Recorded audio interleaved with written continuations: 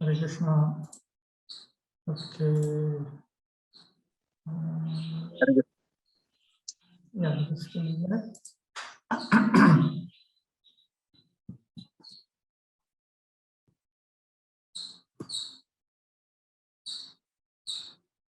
What is it?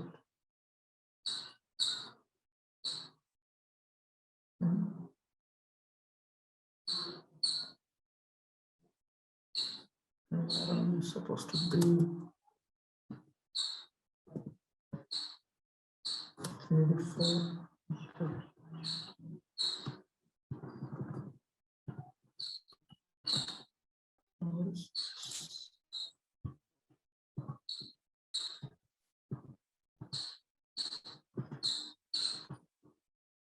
Three 242408. I should also open up my original text.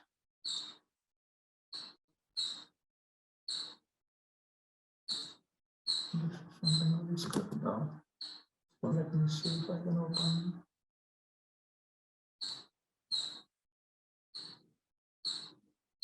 No.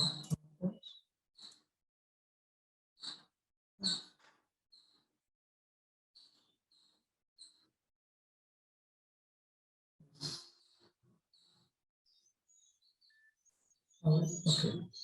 I hope you can hear me.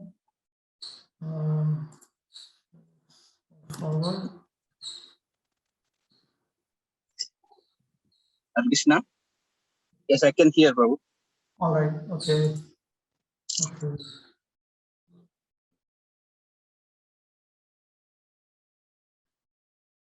Lagu Bhagavate, in the Lagu Bhagavata, not Lagu Bhagavatamrita, it is stated, Im Tata Vedagama Shastra Vistarais Tirthairane Kairapikim Prayojanam Yad Yatmano Vanchasi Mukti Karanam Govinda Govinda Iti Sputam Rata. Oh son, what is the use of studying so much literature such as the Vedas and other such scriptures? It is a need of traveling to so many holy places of pilgrimage. If you're actually interested in attaining liberation, then simply chant loudly and clearly, O Govinda, O Govinda. Govinda iti yatra avivakshitatvad asandhi. Yadva he Govinda iti cha. Sarva sat karma adhikatvam. It is more beneficial than performing all kinds of pious activities. Gokoti danam grahane khagasya. Prayaga gangodaka kalpa vasa. Yagyayutam meru suvarna danam. Govinda kirterna samam shatam shaihi. Giving 10 million cows in charity at the time of a solar eclipse. Standing in the water of the Ganges at Prayaga for one kalpa.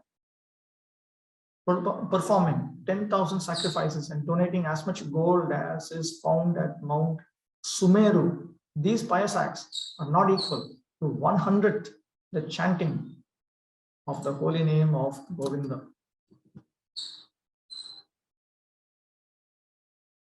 Agasya Suryasa Grahane Meradulya Suvarnadhanam cha Govindasya Kirti Kirtanam Tasyaha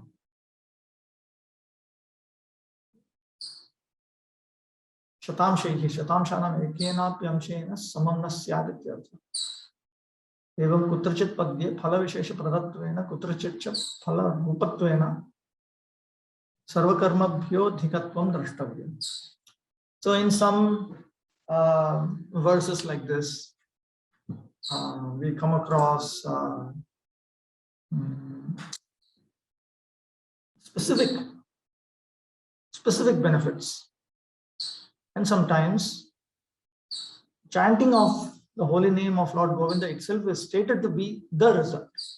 So from this we understand that it is greater than all pious activities. Bodhayana Samhitayam. In the Bodhayana Samhita, Ishta Purtani Karmani Subbahuni Kritanyapi Bhava hetuni tanyeva harirnama tu muktidam. Even if one performs many welfare activities, they will simply result in being the cause of his material bondage. On the other hand, the chanting of the holy names of Lord Hari awards one liberation and nothing else.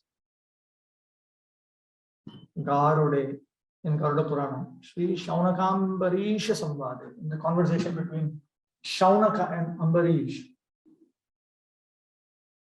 Vajapeya Sahasranam Nityam Phalam Abhipsasi Prataruthaya Bhupala Guru Govinda Kirtanam Kim Karishyati Sam.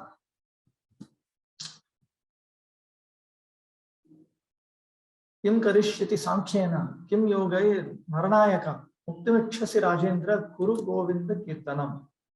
O King Ambarish, if you wish to receive the benefit of performing thousands of Vajapaya sacrifices every day, then simply chant the holy name of Govinda after getting up early in the morning. What gain can you accomplish by cultivating the Sankhya philosophy or practicing Ashtanga Yoga? If you are serious about then just go on chanting the holy name Govinda. What is the use of the Sankhya form of discrimination between the soul and the non-soul? That means the soul and the body. What is the use of engagement in the various yoga systems headed by Ashtanga Yoga? So here, just this is really great.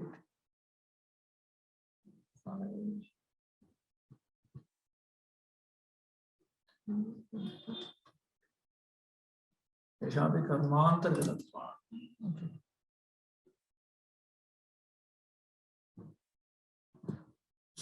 Eshabi karmantargatva atra asya padyasya likhanam evam agre piyushyam.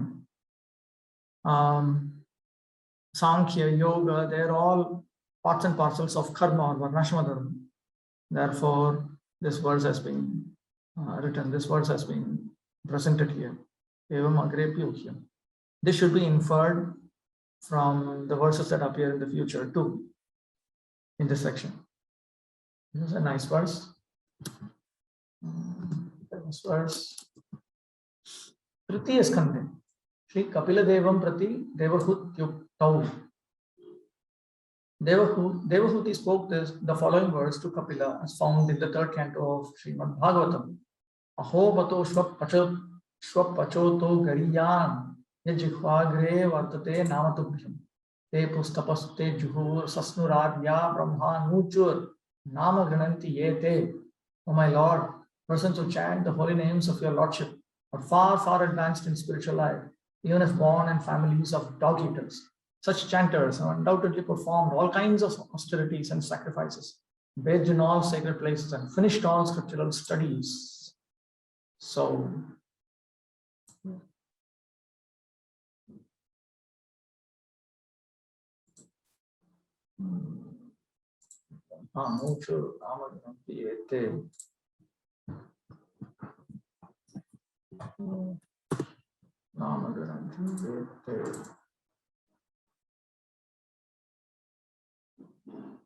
oh, how glorious are they whose tongues are chanting your holy name, even if born in the families of dog eaters. Such persons are worshipable.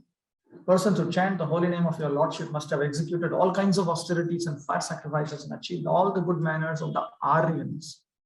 To be chanting the holy name of your Lordship, they must have bathed at holy places of pilgrimage, studied the Vedas, and fulfilled everything required. As it is stated in the previous verse, a person who has once offenselessly chanted the holy name of God becomes immediately eligible to perform Vedic sacrifices.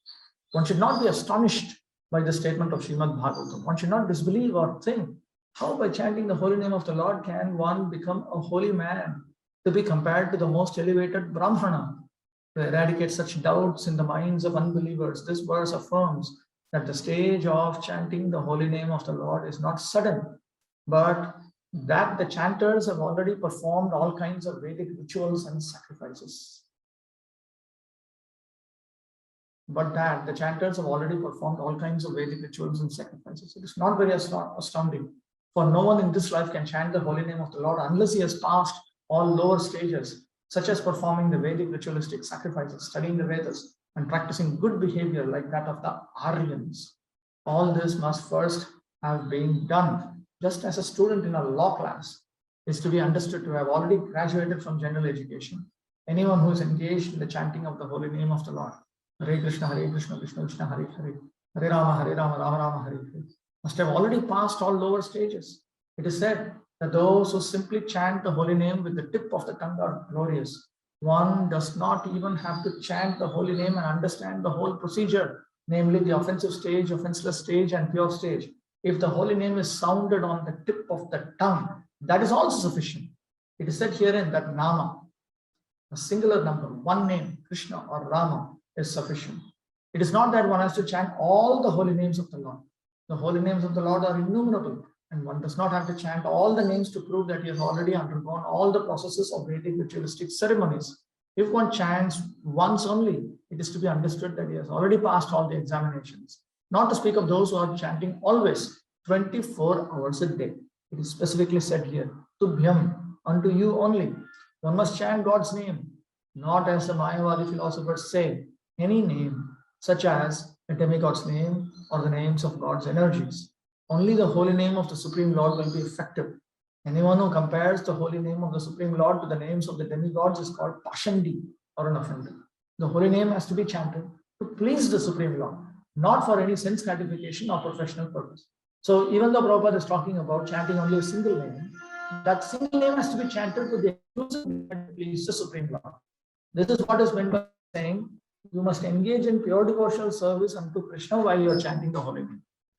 If this pure mentality is there, then even though a person is born of a low family, such as a dog eaters, he's so glorious that not only has he purified himself, but he's quite competent to deliver others. He's competent to speak on the importance of the transcendental name, just as Thakur Haridas did. He was apparently born in a family of Mohammedans, but because he was chanting the holy name of the Supreme Lord offenselessly, Lord Chaitanya empowered him to become the authority or Acharya of spreading the name. It did not matter that he was born in a family which was not following the Vedic rules and regulations. Chaitanya Mahaprabhu and Advaita Prabhu accepted him as an authority because he was offenselessly chanting the name of the Lord. Authorities like Advaita Prabhu and Lord Chaitanya immediately accepted that he had already performed all kinds of austerities, studied the Vedas, and performed all sacrifices. That is automatically understood.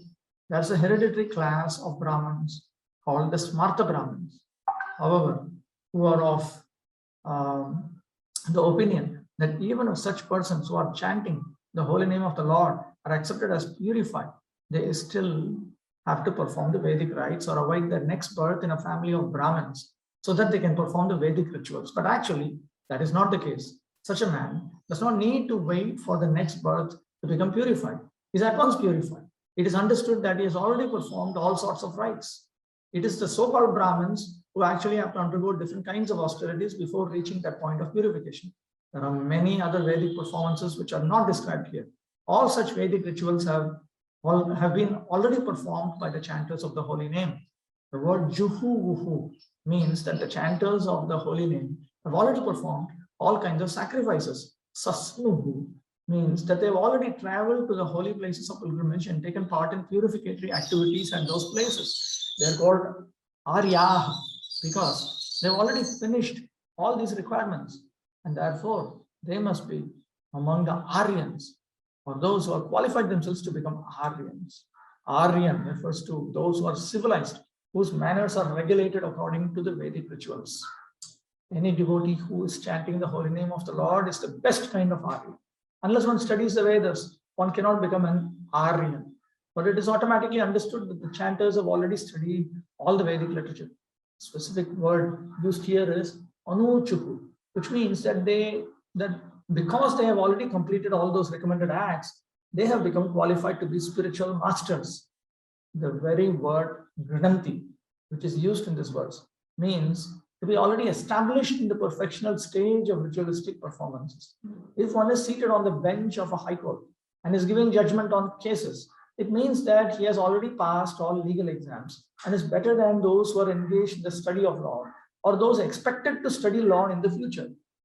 In a similar way, persons who are chanting the holy name are transcendental to those who are actually performing the Vedic rituals, and those who expect to be qualified or in other words, those who are born in families of Brahmins but have not yet undergone the reformatory processes, and who therefore expect to study the Vedic rituals and perform the sacrifices in the future.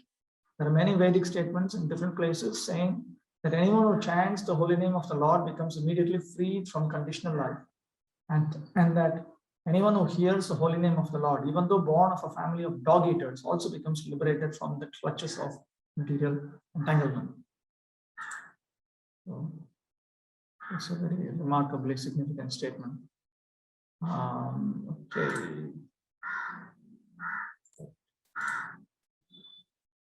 Sanatana Goswami's commentary. Ahobhateti Ascharya. The words Ahobhata in this third canto verse indicates wonder on the part of the speaker here, Devabhuti. Yasya jihvagre tubhyam tava tvadartham api va nama vartate. She is talking about a person on the tip of whose tongue the Lord's holy name resides, or the holy name of the Lord resides for the satisfaction of the Lord. Shraddhadi rahityenapi yatha kathanchid api asamyaktayapi namabhasamapi ya uchareti tyartha. She is talking about the presence of the holy name of the Lord on the tip of the tongue of a person who does not have shraddha, unbreakable faith, and so on. Somehow or other, even if it is present incompletely, even as a nama bhasa, as a reflection of the holy name, when that is uttered, then the effect is as stated in this verse. Sa shvapachopi jatya karmana cha shvamamsa bhakshanat anivrittir ubhayathapi papopi ato asmadeva hetor gariya.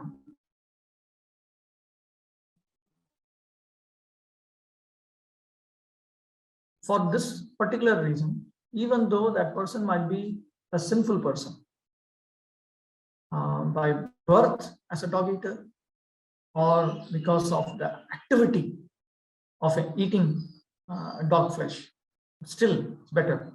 Yeah, yasma, because vartate ata itiva, because the holy name resides on that person's tongue. Kutaha, why? Ityataha taeva tapastepu samyak kritavanta, because that person has performed austerities properly. Juhu homam kritavanta, has performed fire sacrifices in the past. Sasnuhu tirteshu snataha. Such persons have taken bath in the various holy water bodies. Aryaha. Deva sadachara. They are civilized because their behavior alone is proper. Brahma, Vedam, Anuchuhu, Athitavanta. They have studied the Vedas. Vannama kirtane tapadikam sarvam satkarmantar bhutam ataste punyattama ityartha. In the chanting of your holy name, austerities and all auspicious activities are included. Therefore, they are most pious. Yadva janmantareshu tais tapo homadi sarvam kritamasti iti tvannama kirtana maha bhagya udayat avagamyate ityartha. Another meaning, in their previous births, previous lifetimes, they have engaged in austerities, fire sacrifices, and all these auspicious activities. And because of that, they have attained the great fortune of chanting the holy name of your Lordship. That is understood. Tapadinam sarvesham nama kirtana phalavtya sarva satkarmadhikatvam vyaktameva. Because here, chanting the holy name has been stated to be the result of having engaged in austerities and so on. It is evident that chanting the holy names is superior to the performance of all pious activities. So it fits in with this particular section. Sarva tirtha pradatvam.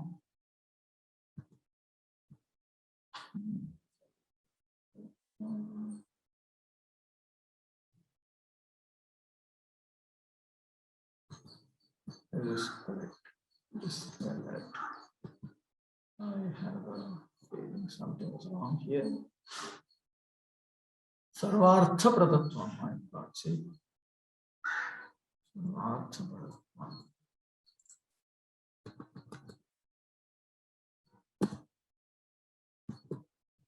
Chanting the holy names provides all the purusharthas, all the goals of life. Dharma, artha, kama, moksha, piety, economic, credit, sense enjoyment, liberation. Typing mistake. It awards the ultimate goal of life. Sarvartha Pradatvam. Skande Brahman Narada Samvade Chaturmasya Mahatmye. In the conversation between Brahma and Narada, found in the Chaturmasya Mahatmya section of the Skanda Purana. Etat Shadvarga Haranam Ripu Nigrahanam Param Adhyatma Moolam Vishnu Namanu Kirtanam. Continuous chanting of the holy name of Lord Vishnu defeats one's 6 enemies: lust, anger, greed, madness, envy, and illusion. Such chanting is expert in subduing the senses. It is a cause for achieving the goal of self-realization. It is the root of spiritual experience. Adhyatma Moolam. Shadvarga Kama Krodadi Tasya Haranam Nashakam. Chanting of Lord Vishnu's holy name destroys lust, anger, greed, pride, envy, delusion. Atmanam Adhikritya Vartamanam Atmatatvam Adhyatmam Tasya Moolam Tat Praptik Karanam.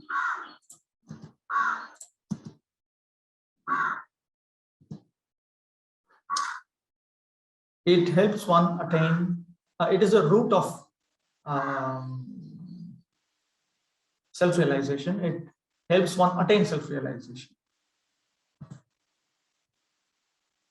Vishnu Dharmottare, in the Vishnu Dharmottara.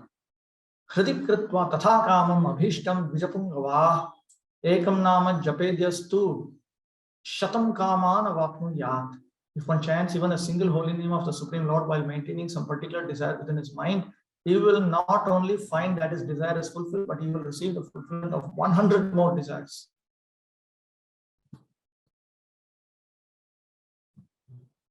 Tatreva Shri Krishna Karnamrita Stotre.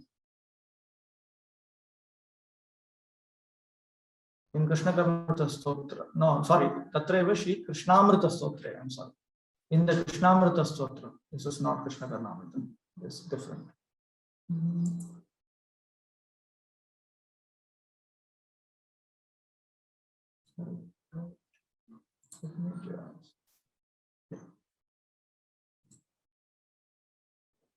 Sarvamangala Mangalyam Ayusham Vyadhinashanam Bhukti Mukti Pradam Divyam Vasudevasya Kirtanam.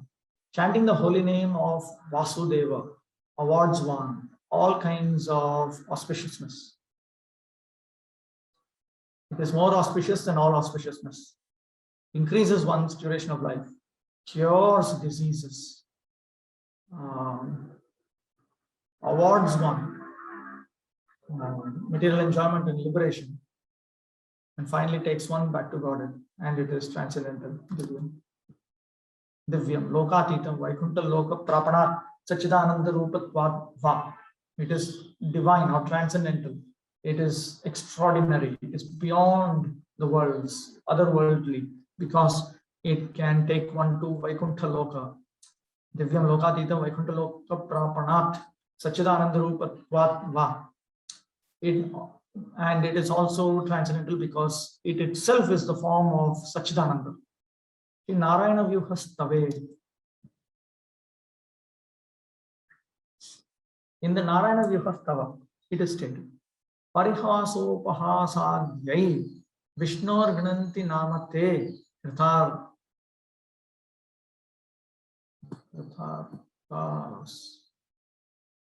Tepi Manujas Tebhyo Pihan Namo Namaha. It's towards the end. Those who chant towards the end in Narayana Vyuhastava, if I remember correctly. Or am I mixing it up with Jitande Stotra? Anyway, this is also a nice stava. Those who chant the holy name of Lord Vishnu, even in a joking manner, as a parihasa or an upahasa, etc., are also glorious. Those men are also successful. Kritathas tepi manujas.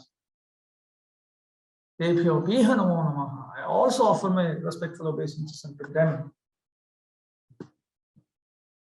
Parihasaha narmaha, upahasaha tiraskaraha.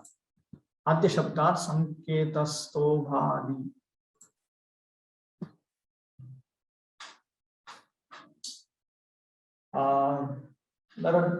Parihasa refers to a joke. Upahasa refers to ridicule.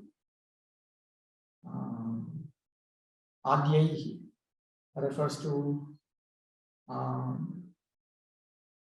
chanting for other purposes, like when you recite the Lord's holy name to indicate something other than the Lord, or for musical entertainment and so on. Different reasons. They're also glorious. Varahe cha. In the Varaha Purana it is stated, Te dhanyas te kritathascha taireva sukritam kritam tairaptam janmana prapyam ye kale kirtayanti mam. Those who chant my holy names while bathing and performing other such bodily necessities are glorious. They have achieved real benefit and their human birth has become successful. Kale snanadi samaya yadva. What is this?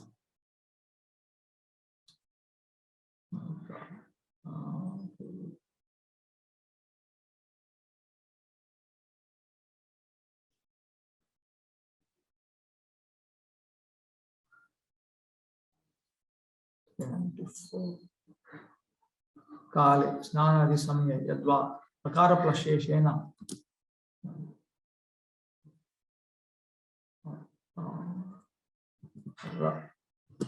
plasheshena akali ashauchadi samaya.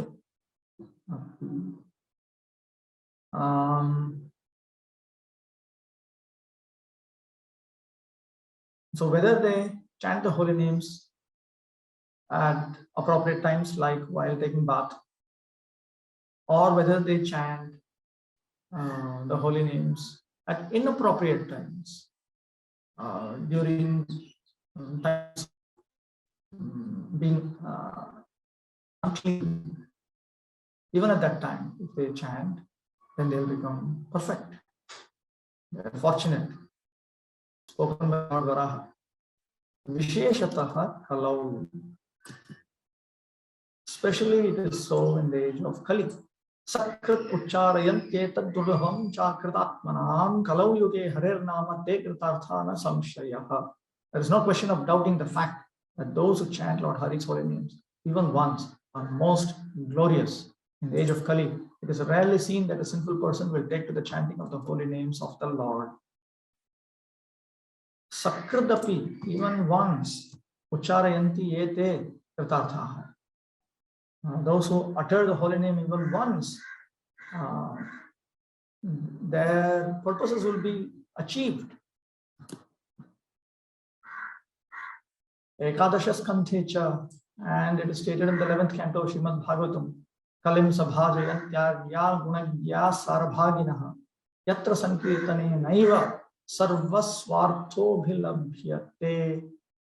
Those who are actually wise can appreciate the great value of this age of Kali. Such enlightened persons worship Kali Yuga, because in this fallen age, all perfection of life can easily be achieved simply by the performance of Sankirtan. Trace out that verse. Canto.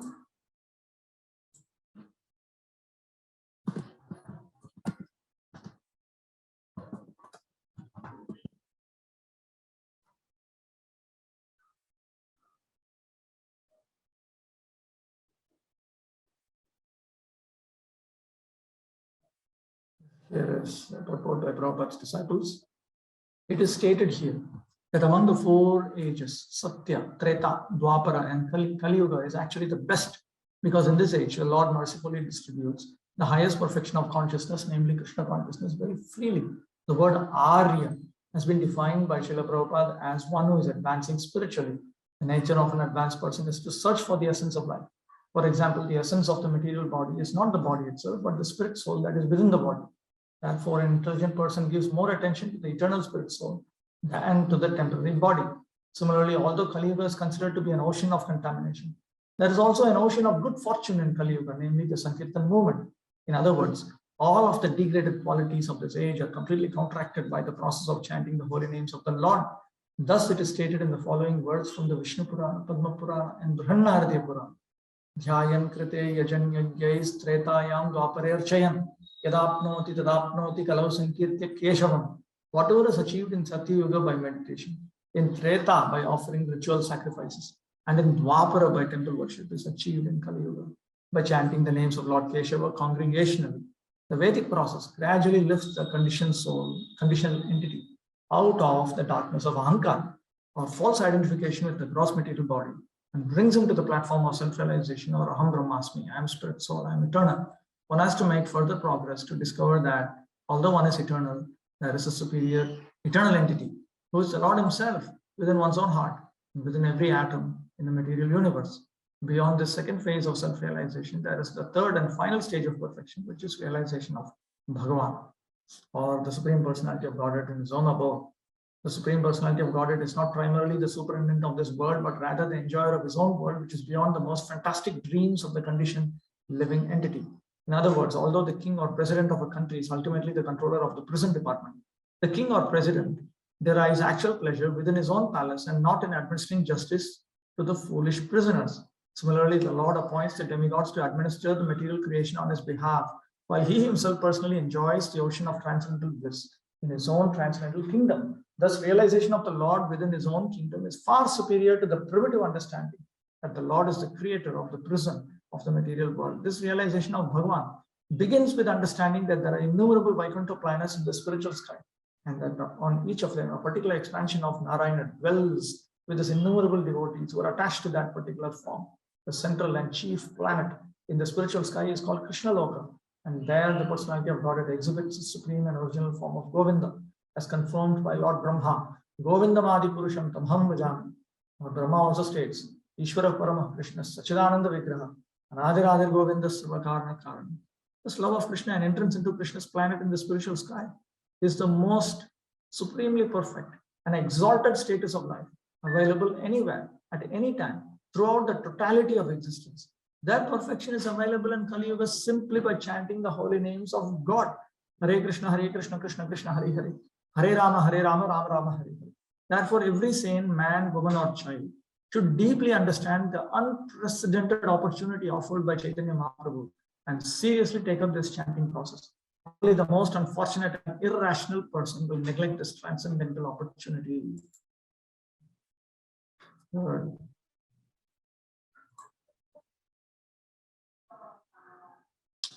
Sanatana Goswami Prabhupada commented, so bhajayanti, shreshtham manyante. So those who are civilized and who are aware of the goodness of things and who accept the essence, they worship Kali Yuga. They consider Kali Yuga to be the best gunagyaha, because they know the good features of things. Kaler gunam jananti ete, because they know the good feature in Kali Yuga. Nanu doshanam bahutvat katham sabhajayanti. But in Kali Yuga there's an abundance of defects. So how is it that they consider Kali Yuga to be the best Yuga? Tatraha, in this regard they say, Sarabhagina.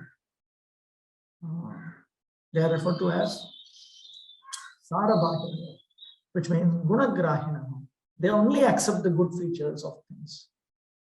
They do not consider the defects. They only consider the good. Kosa gunaha. What is that good quality of Kali Yuga? Tammaha yatreti. That is stated in the second half of this verse. Yatra sankirtane naiva sarva swartho bhilabhyate. Simply by engaging in Krishna Sankirtana alone, all of one's necessities and purposes can be achieved. Taduktameva, that has already been stated. Dhyayan krite yajanyagyai ityadina. In the text beginning, Dhyayan krite yajanyagyai. What is achieved in Satya Yuga through meditation, through fire sacrifices in Treta Yuga. All of that is achieved simply by Hari Kirtana. Skande tatraiva.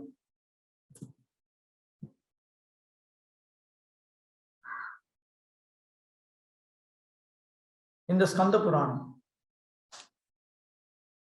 Tatha Chaivottamam Loke, Tapashri Hari Kirtanam, Kalau Yuge Visheshena Vishnu Pritit Samacharit.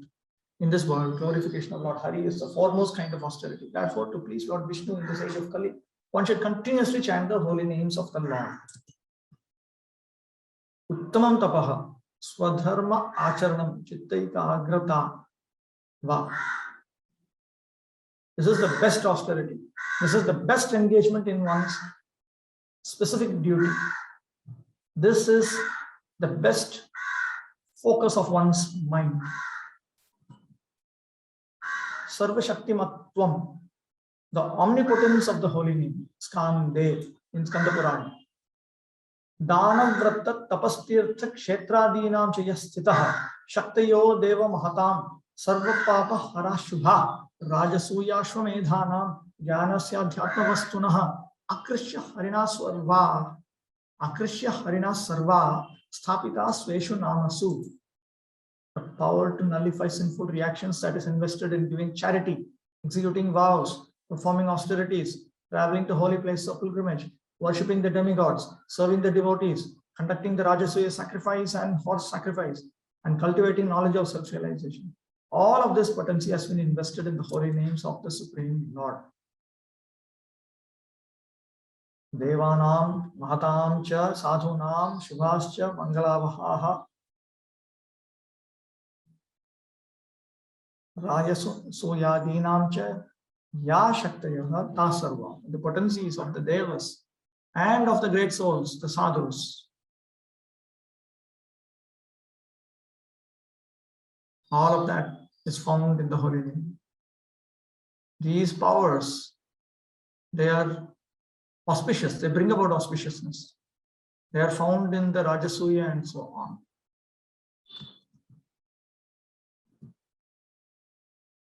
Vatopyato harer namna ugranam api dussahaha. Sarvesham paparashinam yathaiva tamasam ravihi.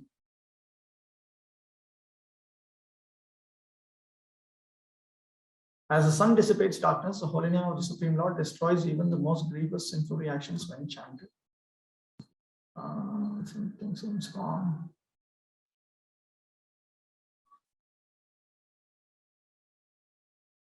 Okay. Evam ashesha dosha dukkha harane sakala guna shreya prapane cha parama samarthasya bhagavan namnaha mahapadaka sanchaya kshapanam api atyanta sukarameva ityaha.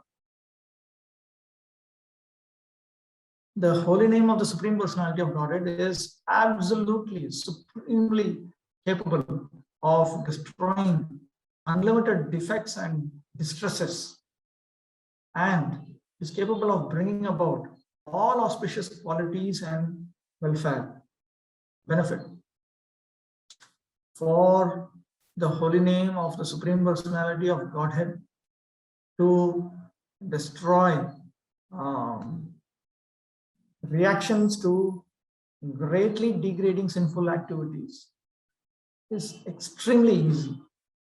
With this in mind, he speaks text 400. Ataha asmat uktat heto namnam vatopi athakathanjit ishat sambandhopi ugranam bhayanakanam sarvesham savvasananam vapa rashinam api dussaha duradeva atyanta kshayakrid. Even a slight contact with the holy name can destroy, even from a distance, accumulations of sinful reactions as well as the propensities to engage in sinful activities, even if they are very terrible, very frightening. Ravaryatha tamasam dusahas tadvat. Just as sunlight simply cannot coexist with darkness like that. Etacha anushangikam phalamuktam. This is just an incidental result. It's not even the primary intended result of chanting the holy name of the Lord. Ateva Brahmandi. Therefore, it has been stated in the Brahmanda Purana, Sarvarthi Shakti Yuktasya Devadevasya Chakrinaha Yachabhir Ruchitam Nama Tat Sarvartheshu Yojayat. To achieve all kinds of perfection, you should always chant the holy name of the Supreme Lord that you feel attracted to. The Supreme Lord is omnipotent. He is the master of the demigods. And he carries a chakra in his hand. H, capital H. Sarvartha Shakti Yuktasya iti anena naman naminaha. Naman namin abhedan namnopi sarvasya sarvartha shakti yuktata suchita eva. It has therefore been indicated. Sarvartha Shakti Yuktasya Devadevasya indicates that the Lord of all the Devas is endowed with the potency to accomplish anything that he wants. So, because there is no distinction between the holy name and the one who is referred to by the holy name, all of these potencies to bring about the fulfillment of all purposes are understood to be in the holy name. That has been indicated. Abhiruchitam nijabhishtam yan nama.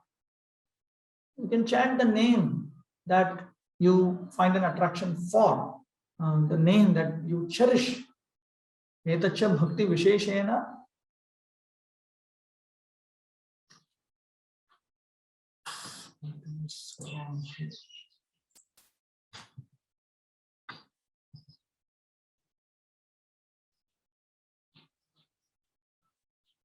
Etacha bhakti visheshena achirat. Achirat.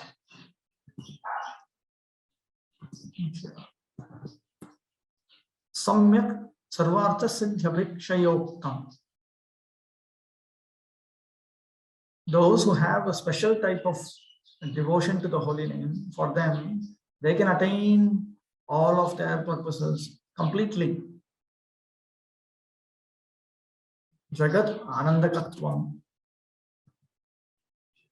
It is pleasing to the entire universe. Shri Bhagavad Gita Su. Sthane Rishikesha Tava Pratir. Ya Jagat Prahrishyat Anurajyate Cha. Rakshamsi Bhitani Disho Dravanti Sarve Namasyanti Cha Siddha Sangha. Okay, let me see if Prabhupada has remarked on it here.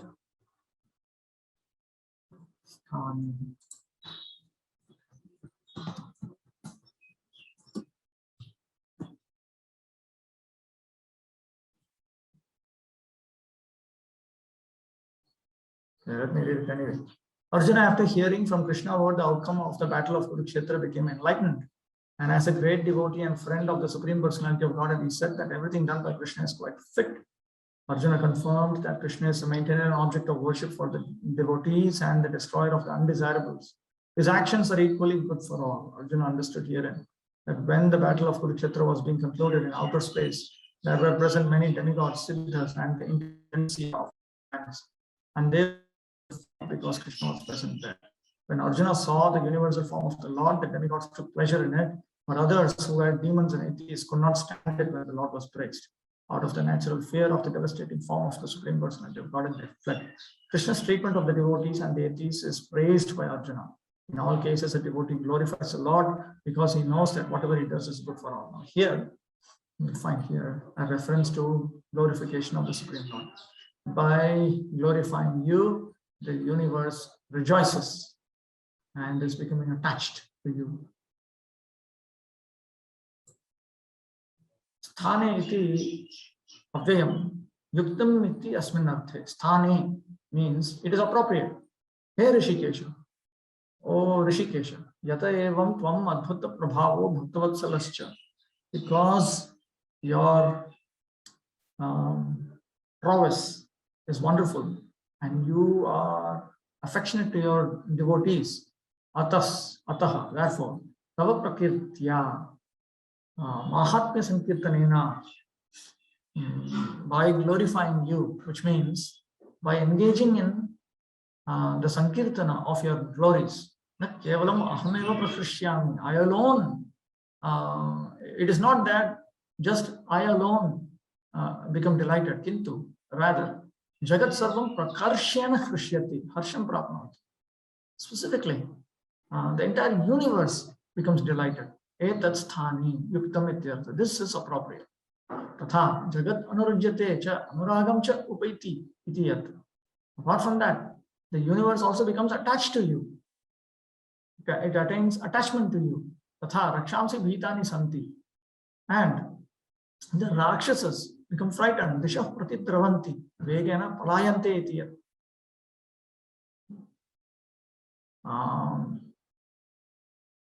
They rush forcefully in all directions. They run away. They're escaping. Tatha sarve yoga tapo mantradi siddhanam sanghahan namasyante pranamanti tiyat. And all groups of persons, all groups of beings who have become perfect by engaging in yoga, tapasya, through chanting various mantras and so on, all of them are offering obeisances unto you. All of this is appropriate. Nachitram ityartha. There's nothing astonishing or surprising in this. Now, this is very interesting because in one book called Science of Self-Realization,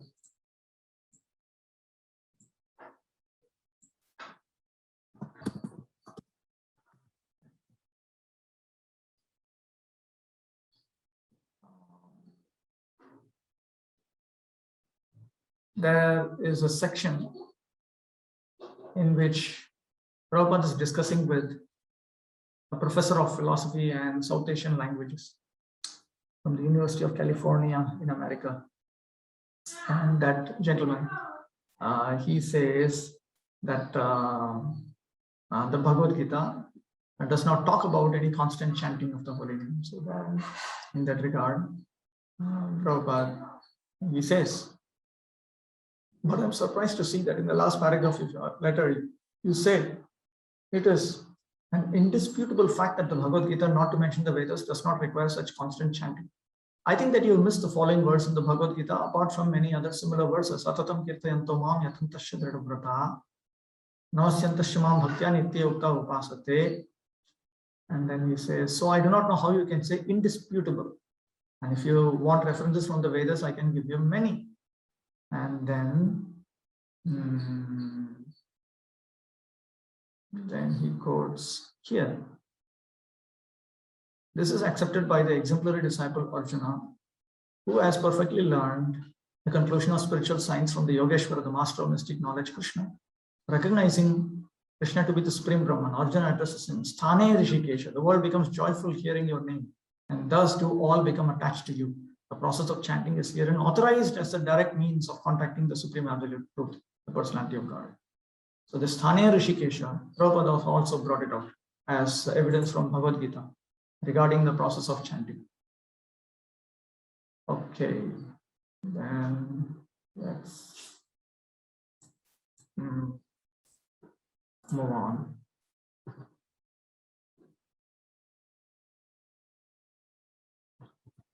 Okay, text 403. Jagat Vandyata Padakatvam. Vandyata Apadakatvam. It makes the chanter worshipable by all. Brihanaradiye, as stated in the Brihanaradiya Purana. Narayana Jagannatha Vasudeva Janardana Itirayanti te nityam te vai sarvatra vandita. Those who regularly chant the holy names of the Supreme Lord such as Narayana, Jagannatha, Vasudeva, and Janardana, are glorified everywhere.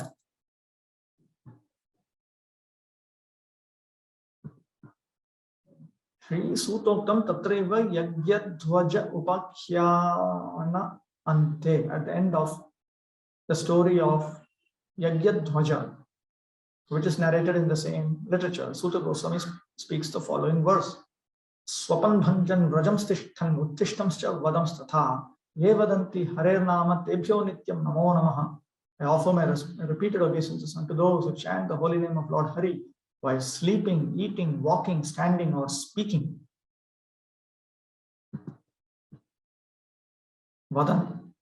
Anyavarta kurvan vadanti ityadi bahutvam arsham kimva swapnadi kriyanam bahutvena bahutvantar bhavam.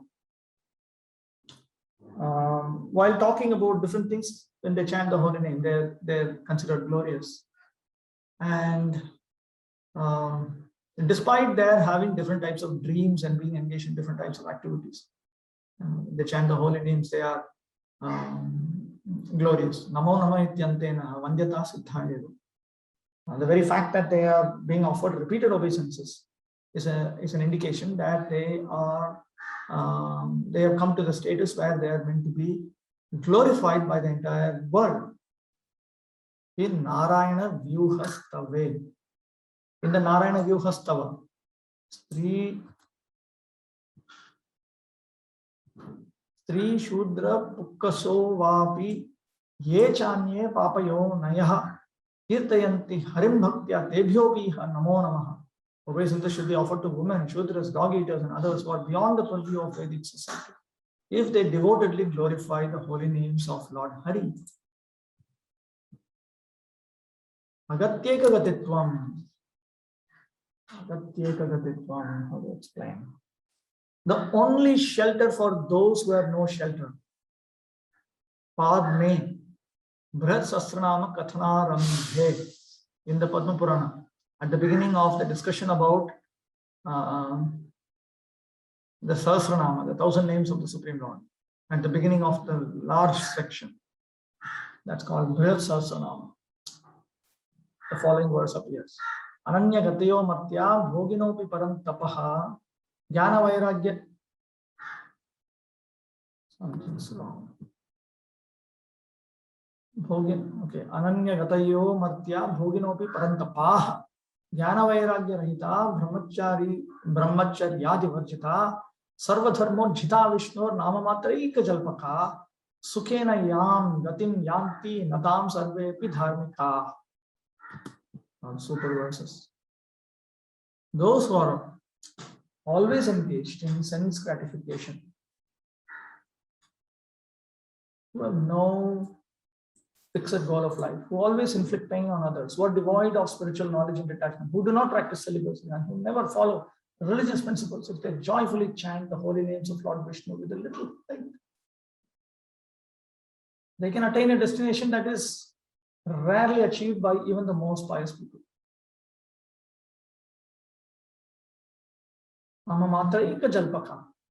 If they simply chant the holy name of Lord Vishnu, giving up all other dharmas, they accept only one dharma, Namakirtana, then they attain that destination that people who engage in all these various forms of dharma cannot attain. Navidyate anya nama vyatrikta kapi gadirashrayo atyanta papa jatyadina karmadav anadhikarad yeshante api.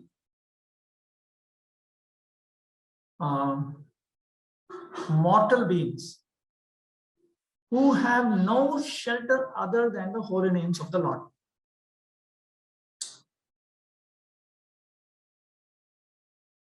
Even those who are unfit to engage in Varnashrama Dharma and so on, because of excessive sinful activities, because they are born in extremely morally low environments, families.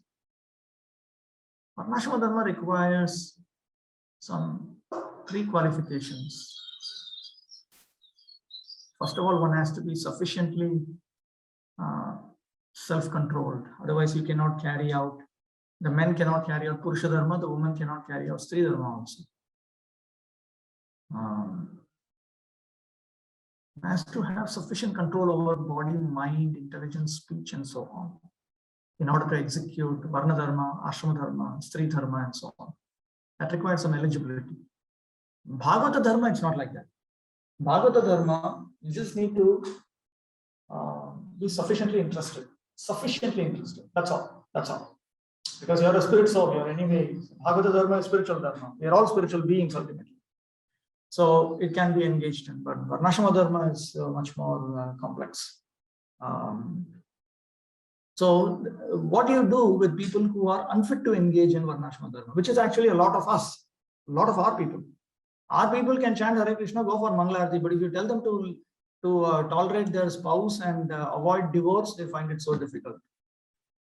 Because it, karma requires some basic self-control. You need to be sufficiently together. So even these people, they can engage in the process of chanting. Api Shabdasya Sarvatreva Sambandha. The word api or even is meant to be applied to every phrase here in this verse, text 406. Bhoginaha Vishaya Bhogarataha Paramanyam Janam Tapayantiti Parantapaha. Even people who are absorbed in immediate sense enjoyment.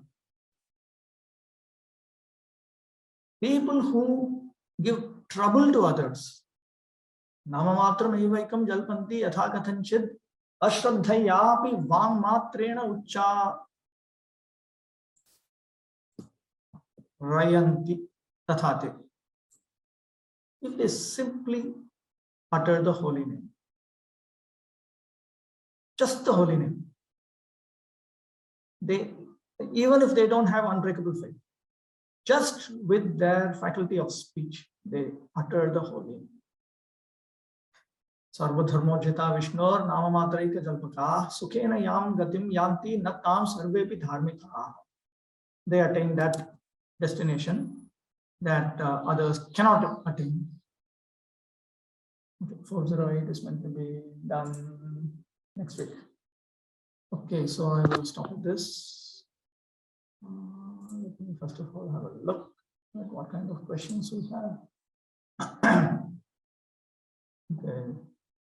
In reference to the words spoken by Mother Devahuti in Bhagavatam, how we understand that the person chanting the holy name has already performed Vedic rituals, taken austerities, etc. Shraddha is the basis for bhakti, and the person chants the holy name with this Shraddha.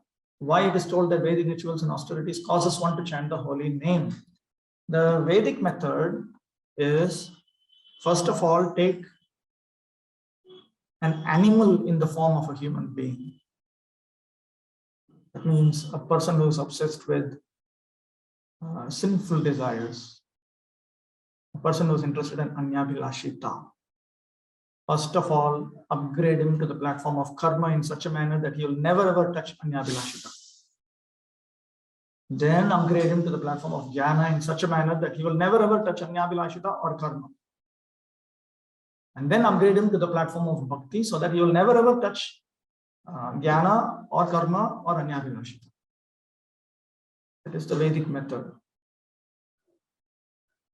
Generally, it takes several lifetimes, because if we pursue worldly desires, then we are slowing down the process. Therefore, everything that is presented in the Vedas pushes you towards bhakti. Indirectly, it creates detachment from the material world gradually. Gradually means it could be within many decades, within one lifetime, which is desirable. Or if one is slow, then over lifetimes. So therefore, these rituals, austerities, they're often presented in the scriptures as if they are causes for bhakti. They're not actually directly causes of bhakti. But even these Vedic rituals and austerities are performed along with a tinge or an admixture of Navavidha Bhakti. That is also there. It is the Navavidha Bhakti that is found inside these Vedic rituals and austerities that causes one to become more and more attracted to Navavidha Bhakti itself. In that way, all of these pushes you towards unbreakable faith in your devotional service unto Krishna. Please accept my humble obeisances. You said in the purport with the verse spoken by Mother Devahuti, where Prabhupada says holy name. Says holy name, it refers to what? Sorry, voice broke, I could not catch.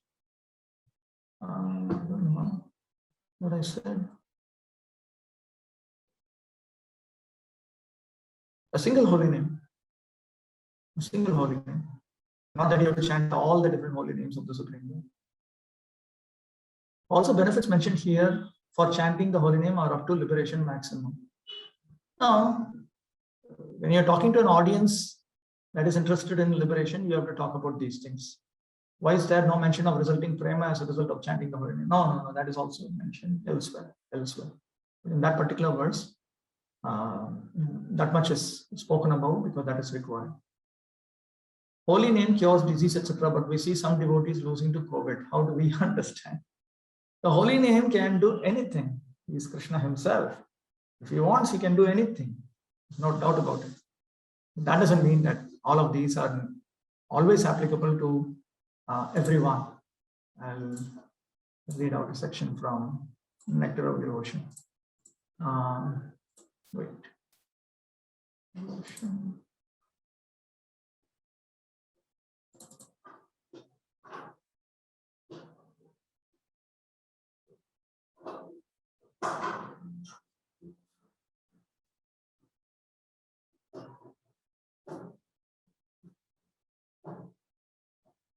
Okay, this much. This is Nectar of Devotion, chapter 13. In these statements about devotion service, sometimes it may appear that the results have been overestimated, but actually there is no overestimation. Some devotees, as revealed scriptures give evidence, have had immediate results by such association, although this is not possible for all. For example, the Kumaras immediately became devotees simply by smelling the incense in the temple.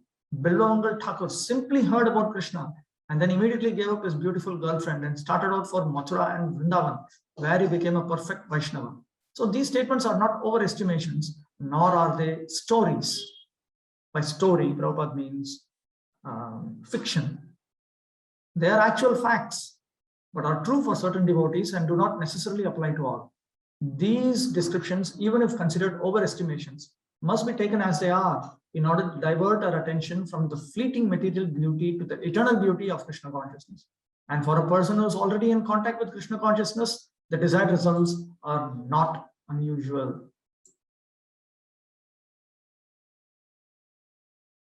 So it is not unusual. It is not unusual for people to have taken the Charnamrita that has washed the lotus feet of the Supreme Lord's deity form, drunk and become cured. I've heard about a number of cases like this. So if Krishna so desires, he presses one button, it's gone. Krishna is not under the laws of nature. It is magic only for us. For him, it's not a magic at all.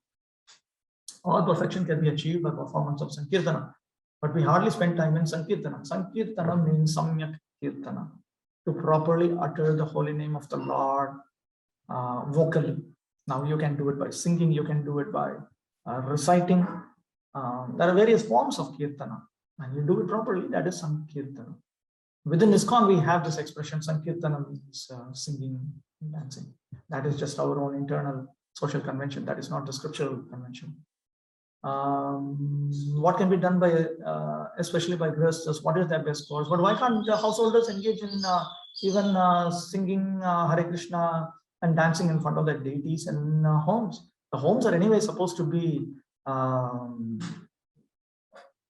replications of temples. Prabhupada himself, he said, we are having all these ISKCON temples in order to give an idea to the householder. This is how your home should be. You are supposed to have deities, you are supposed to have morning program, you are supposed to have evening program, you are supposed to serve the deities, you are supposed to bathe the deities, you are supposed to have Tulsi Puja. Supposed to do. It's just just a practical exhibition of what you're supposed to do. Bhaktivinoda Thakur wanted that. Additionally, they should serve the local temple also. They should serve the deity in the local temple also. Also, what if an individual listens to and sings along to recorded kirtans of pure devotees? That is very nice. Also, what would you say about that? Is that some sort of sankirtan? How potent is this practice on the sadhaka? That is also good. It's good. It's good. That's also good. But don't consider that as a replacement for our own singing and following. Is the person chanting Is it that the person chanting the holy name should have the knowledge that he is chanting the Supreme Lord's name to get these material benefits and auspicious results, or it does not matter, chanting without any knowledge about the Supreme Lord? Krishna is not dependent on these things. But for our own engagement in spiritual progress, see, we are entering into a life of chanting.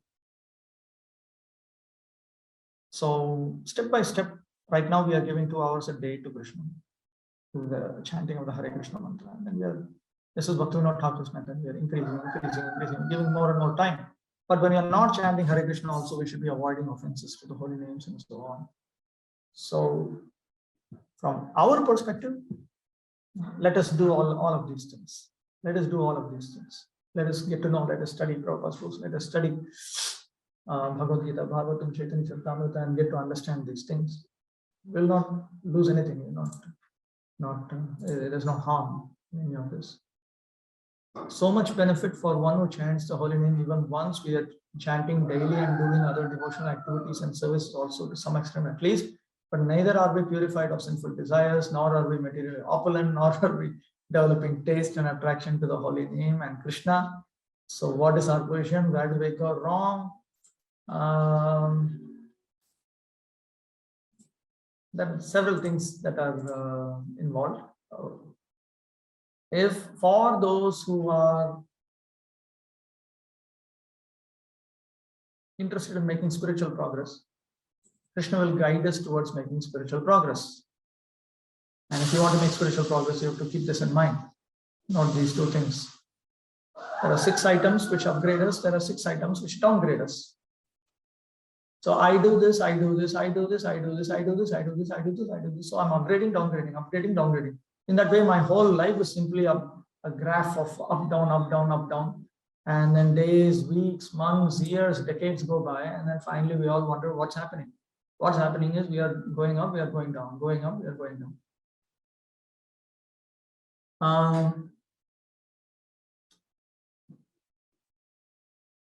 Nor are we materially opulent. You want to be materially opulent, then you surrender unto Krishna, Shadanga Sharanagati, and you pray, but then don't expect that you will make rapid spiritual progress. You cannot have the cake and eat it too. You decide what you want, and whichever way it is, just accept it. Accept it. That's all. Accept it. Some things are slow, some things are fast. If you want sweet rice and someone gives you sweet rice, and then you say, but that's not, this is not sufficiently spicy like chili rice or something. It won't be, because sweet rice is sweet rice. You want chili rice, you get chili rice, but it won't be sweet. Or you want a mixture, you'll get a mixture. It won't be that which you don't seek. If you want purification of anarthas and you want to make spiritual progress, and you want to make rapid spiritual progress, then Krishna would be inclined to take away anything which is distracting. Now, what is distracting, what is not distracting, is to be individually seen. And Krishna knows better than us what is appropriate for us. Most of the times, we are the ones who are not very serious about attaining sadhana siddhi. So, can't really blame Krishna, can't blame anyone else actually. Can you please elaborate on sufficiently interested? Sufficiently interested means that you are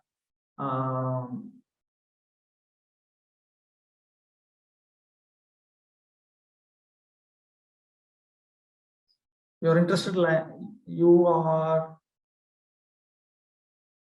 having spiritual progress as the only goal in life, to the exclusion of everything else, whatever it may be. You will see when you come to Brihad Bhagavatamrita, you will see. what that is. You see that. You can also check the history of Mrigari in Chaitanya Charitamrita, teachings of Lord Chaitanya. You indicated that we would have performed a lot of pious activities in previous lives to come to Krishna consciousness.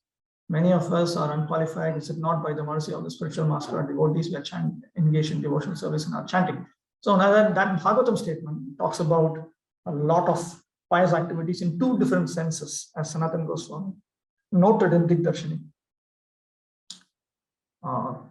The very activity contains piety.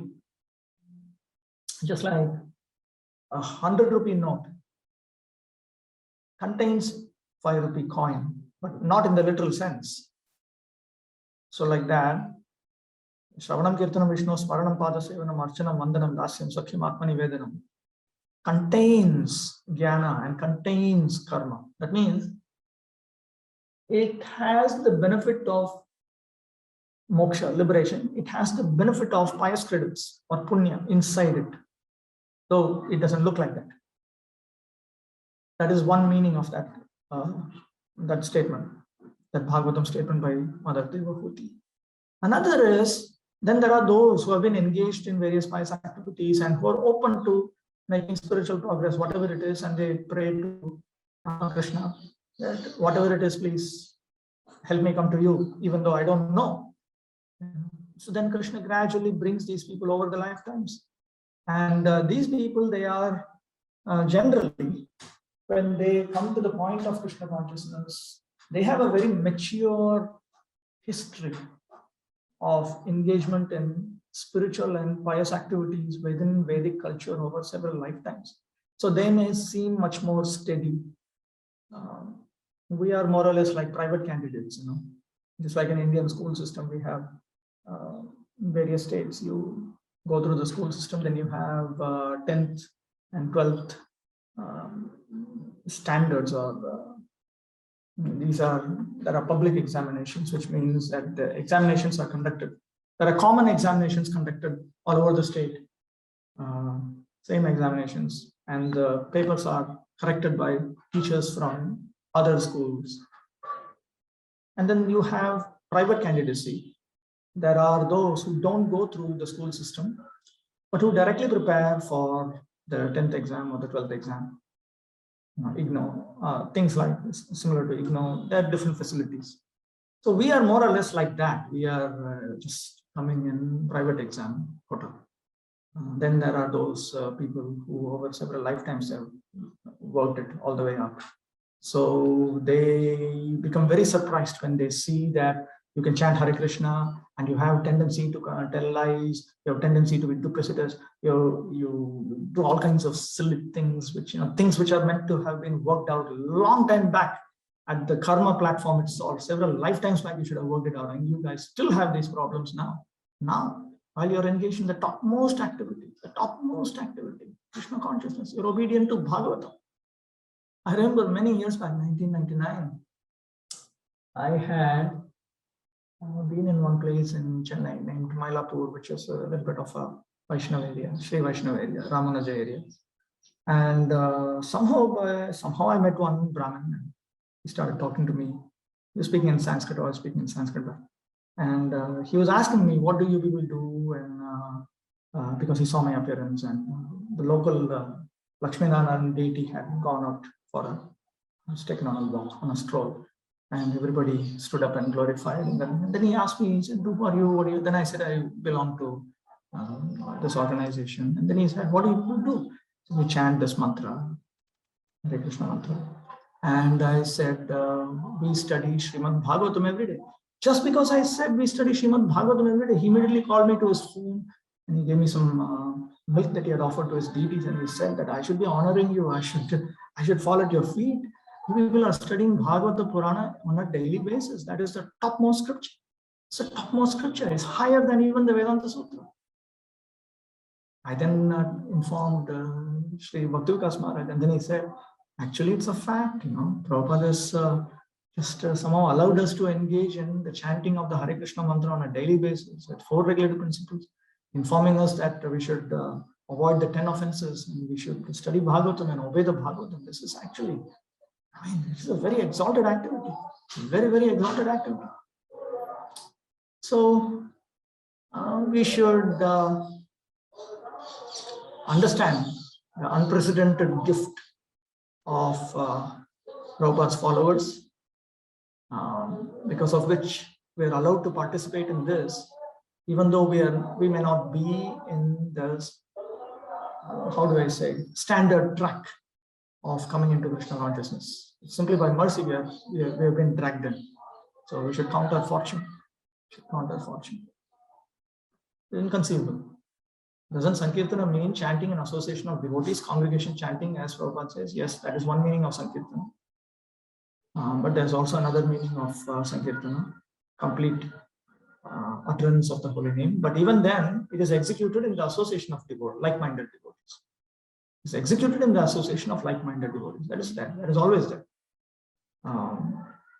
There are some very exalted souls who can engage in absolute Krishna conscious practices in seclusion, but it is far better and much more easier to engage in Sajan Bhajan rather than Nirjan Bhajan. We get together, those who are spiritually like-minded, and we help each other engage more and more in Shravanam Kirtanam Vishnu, Smaranam Pada Sevanam, Archanam Vandanam Dasyam Sakhyam Atma Nivedanam. How to cultivate pure spiritual desires so that our mixed desires do not prevent the complete manifestation of chanting. Association.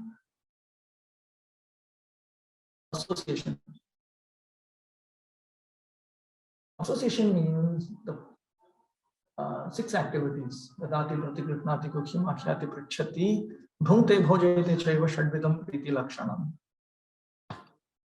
I think most of us are either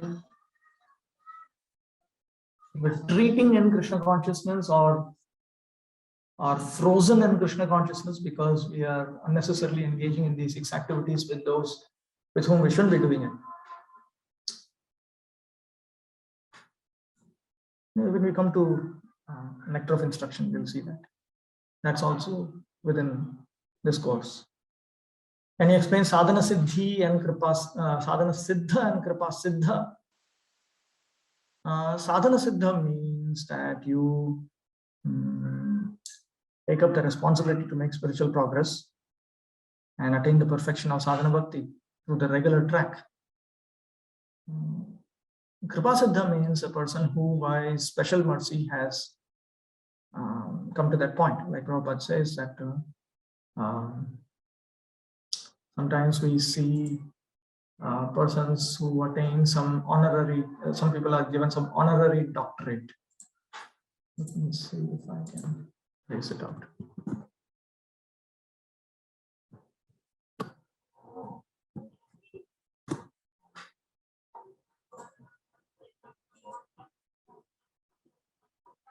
Okay, here it is.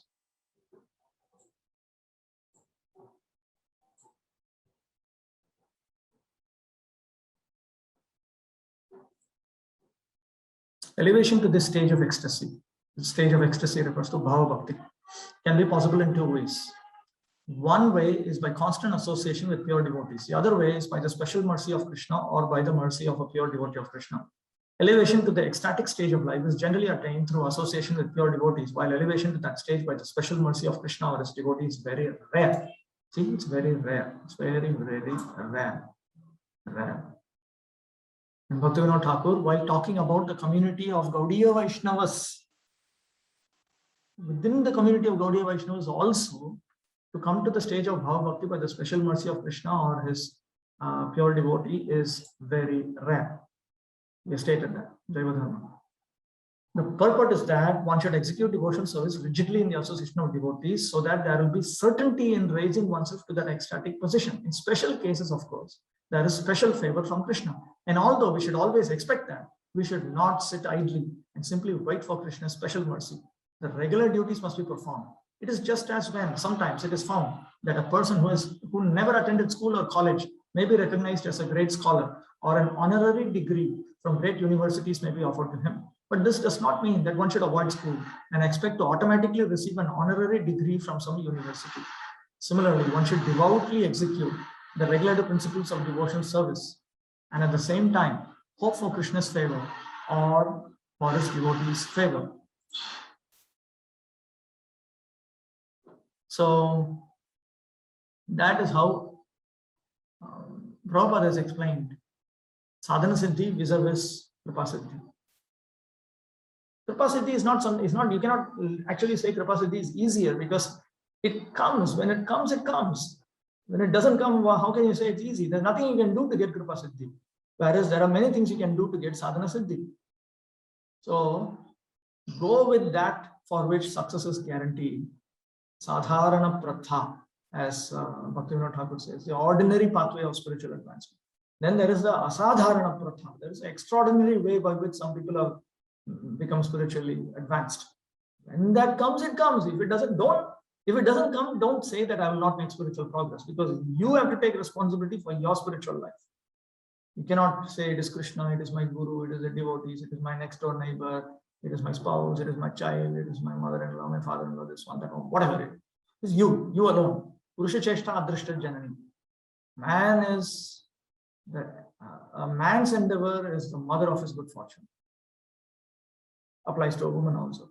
Woman's endeavor is the mother of her good fortune. Following daily sadhana, serving, expecting the mercy of sadhana, of spiritual master, that is sadhana. No, it is neither sadhana siddhi nor kripa siddhi. These are simply various aspects of sadhana siddhi. There are many more things that need to be done in addition to just doing some daily routine and doing some service, expecting the mercy of spiritual master. Many more things that need to be done. When you come to Upadeshamrita, nectar of instruction, you will understand all the things that need to be done. These are some elements of them. There are other things that need to be done. Prem Gosundar Prabhu. I know. 1 minute. I know what is the issue. Prem Gosundar Prabhu. Hare Krishna Prabhuji, Dandavat.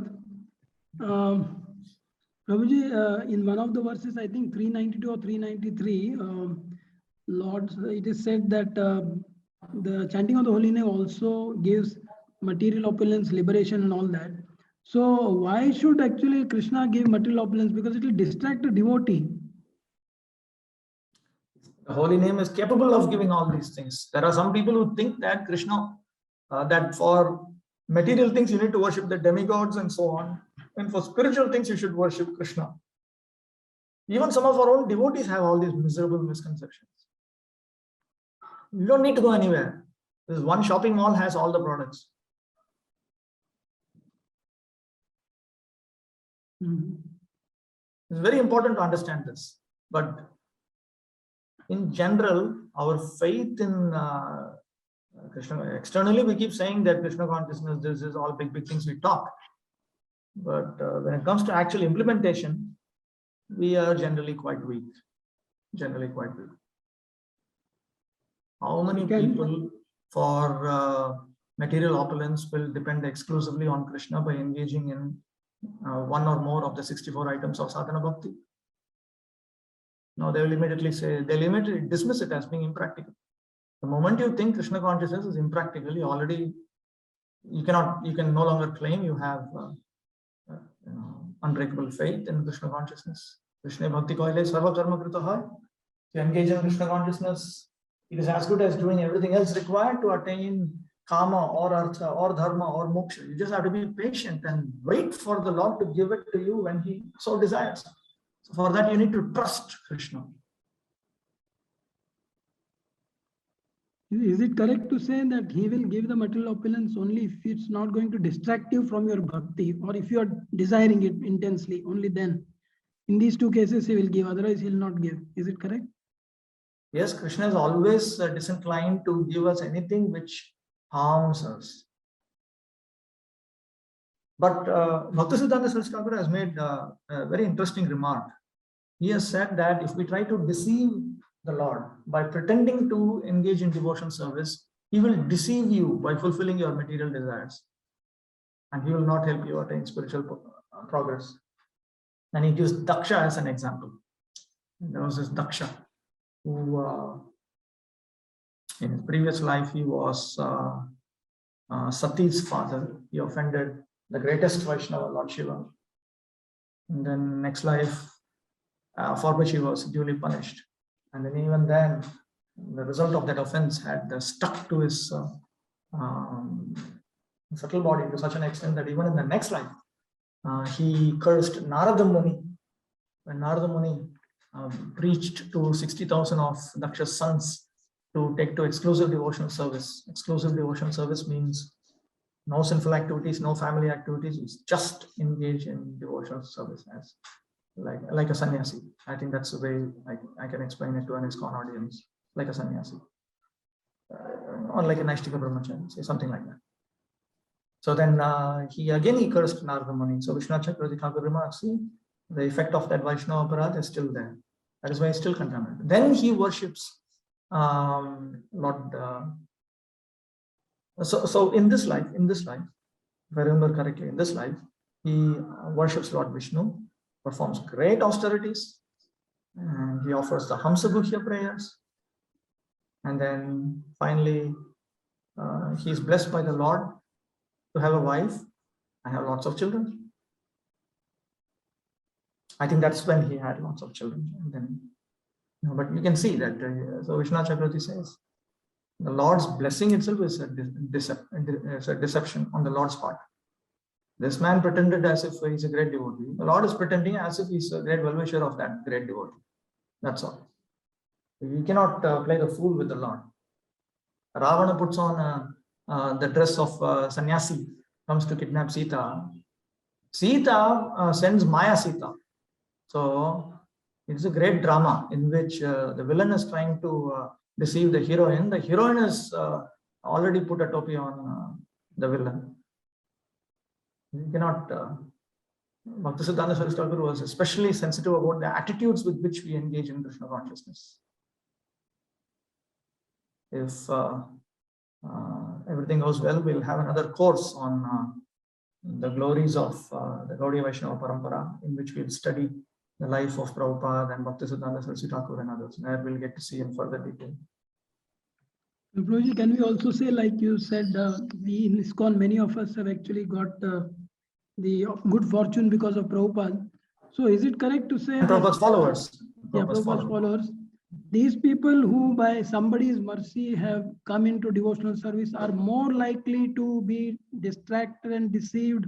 Or is it like those guys who have come through the proper standard 10 and 12 like exams and all you said, those guys are like less likely to be distracted, isn't it?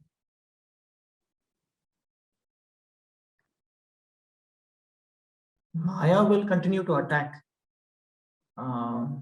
everyone. She will attack everyone. See, there are those who are going through schooling, and then there are the others. The private candidates also generally go through some coaching and things like that. So if the coaching center is sufficiently good, then they will train you in everything that you were meant to be trained in order to pass the exams. And we noticed that Chaitanya Mahaprabhu's coaching center gives very good training because it's very clear. It's very clear. You want to actually understand what Krishna consciousness is. When people ask me what Krishna consciousness is, a new person, I instantly direct them to one single book, The Nectar of Instruction. Just that. And I tell them, you read this one book, you'll understand what Krishna consciousness is. It is so clear. Very clearly tells you what you need to do, what you don't need to do. So if I don't do what I'm supposed to do, if I don't even obey the first injunction of Rupa Goswami, Bhaktisiddhanta Saraswati and Prabhupada as set out in the first verse of Upadeshamrita with the explanation of Prabhupada, which contains Bhaktisiddhanta Saraswati explanation also, who am I supposed to blame? I cannot say that it's just that Maya is attacking me because this is my first lifetime in Krishna consciousness. It's not like that. It's not like that. Mrigari, he attained it within a few months. Mrigari, he came to a state of advanced spiritual perfection. at least, and came to the point of attaining spiritual ecstasies and so on, in purity within a few months, according to teachings of Lord Chaitanya. Bhaktivinoda Thakur says, Alpo dene bhavadaya, within a few days, if one engages in sadhana bhakti properly, within a few days he attains bhava bhakti. Whereas we take lifetimes and lifetimes and lifetimes. So if we intentionally want to make things slow, then what can be done? The process by itself, just Prabhupada said, matchstick, matchbox, over, you get the flame, it's over. Our problem is, we take a matchstick, we put it in water, we take the matchbox, put that also in water. Now you need to dry it. So now drying takes time. Then again, before we try to strike it, again we put it in water. Again you need to dry. So we are the ones who are delaying our own spiritual progress. I don't think it has got much to do with the slow track or the fast track. But the slow track has its own utility. That is why we have the Swanishta track, Parinishtita track, Nirapeksha track. They go slow. I know a friend of mine very, very openly tells me that, look, I cannot make it in one lifetime. It's just too much. It's just too demanding. And I'm not one of these psychotic characters to imagine that when I die, some last minute, some magic will happen. What last minute magic? Why? Even if you take me and put me in Goloka Vrindavan, I'll simply want to eat the cheese sabji there, which is meaningless. You cannot be in Krishna's abode without the exclusive desire to please Krishna. You're just an odd man out. Everybody is obsessed with making Krishna happy, and you alone, you're thinking about what to, how to enjoy. What is that? What is that? So he told me that, I'm not that. I'm not that. I know what I am. I know what I am. I'm serving my spiritual master. I'm serving devotees, and I'll work it out. I'll work it out. At least as of now. So I told him, at least you have some clear understanding of things. But please go forward. Don't regress, even if you want to go slow, but whatever it is. But Prabhupada and Bhaktisiddhanta Saraswati Thakur, remember, specified that we must attain sadhana siddhi in one lifetime.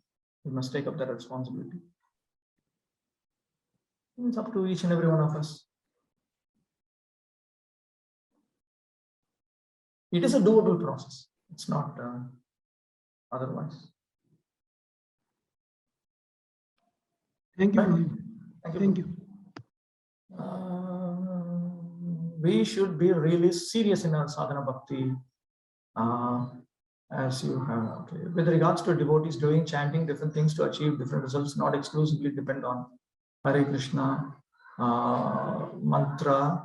If one chants things like Gauranga Ashtottara, does it mean that one is not having full faith and dependence on the Hare Krishna mantra? No, first of all, there is something called Stava Patha. There are 64 items of bhakti. Out of that, one may have a taste for multiple items. For instance, we know amongst Lord Chaitanya Mahaprabhu's associate, there was one very great devotee named Raghav Pandit. And he very much liked to engage in deity worship.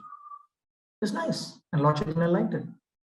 There's nothing wrong with being attracted to engaging in various types of devotional service. It's all right.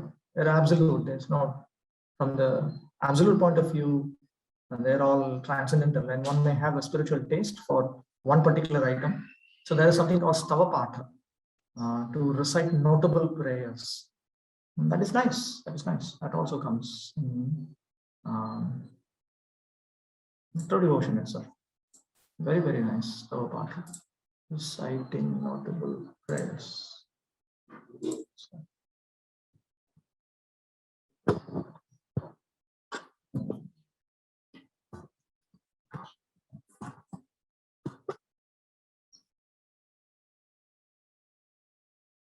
According to great learned scholars, the whole Bhagavad Gita contains many authorized prayers, especially in the 11th chapter, where Arjuna prays to the universal form of the Lord. Similarly, in the Gautamiya Tantra, all the verses are called prayers. Again, in Srimad Bhagavatam, there are hundreds of prayers to the Lord. So a devotee should select some of these prayers for this recitation. In Skanda Purana, the glories of these prayers are stated as follows. Devotees whose tongues are decorated always with prayers to Lord Krishna are always given respect, even by the great saintly persons and sages. And such persons are actually worshipable by the demigods. Those who are less intelligent want to worship different demigods for some material gain rather than worship Krishna. But here it is stated that a devotee who is always engaged in offering prayers to the Lord is worshipable even by the demigods themselves. The pure devotees have nothing to ask from any demigod.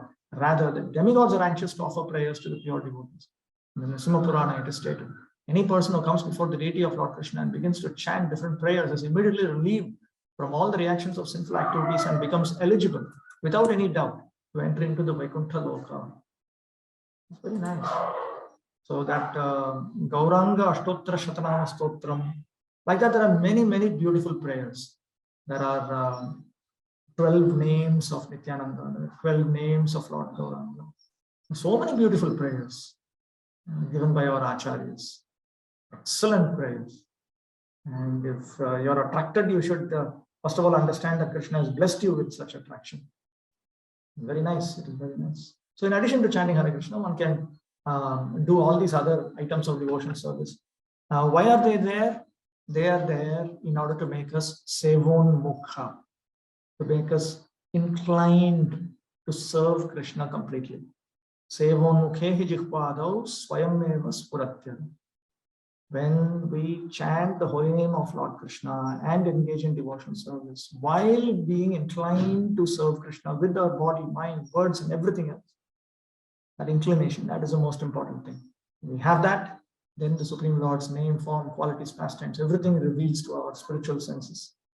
And then we attain Bhava Bhakti, Prema Bhakti, and we can help others also achieve the same. So all of this is useful. So if one spends more time in reciting notable prayers as per his nature and inclination and just maintains numerical strength of Hare Krishna mantra with not focusing intention to intensify chanting of Hare Krishna, would that be acceptable? That is still okay, because that will give him the desire to chant the holy name properly with proper quality. Everything will come. Everything will come. Everything will come. Everything will come. It's all right. All right. Krishna will deal with it. Krishna will deal with it. Is perfection of sadhana siddhi means perfection of all angas of bhakti altogether? No, no, no. It means that from sadhana you have been Shraddha, Sadhu Sangha, Bhajana Kriya, Anartha Nivriti. First Anartha Nivriti has to come. Then Nishtha. You uninterruptedly engage in bhakti. It could be one item of bhakti or many items of bhakti. Then Nishtha, Ruchi, then you attain a taste for them. Then Asakti, you become attracted to Krishna's name, form, qualities, pastimes to the exclusion of everything else in this world. And then you attain Bhava Bhakti. Bhava Bhakti means, for all practical purposes, what does it mean? It means this. It means internally you perceive the Lord. Just like in India, there are always some people who come to you and ask you, have you seen God? You're doing all these things. Have you seen God? Seeing God. The beginning of that is Bhava Bhakti. But there are some external features. These are the external features of one in Bhava Bhakti.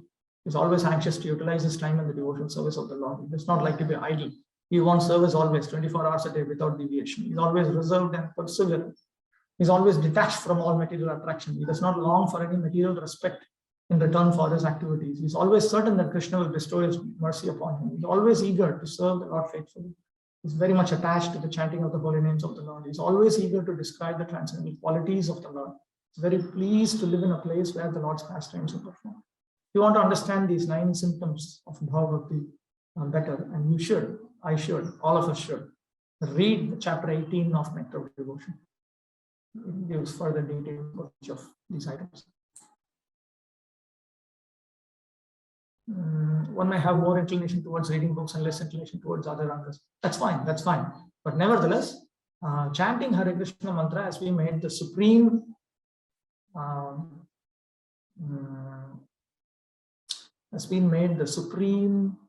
and most important item of bhakti. Most important item of bhakti. Most important item. That is why it has been made the Yoga Dharma. Everything is made to assist.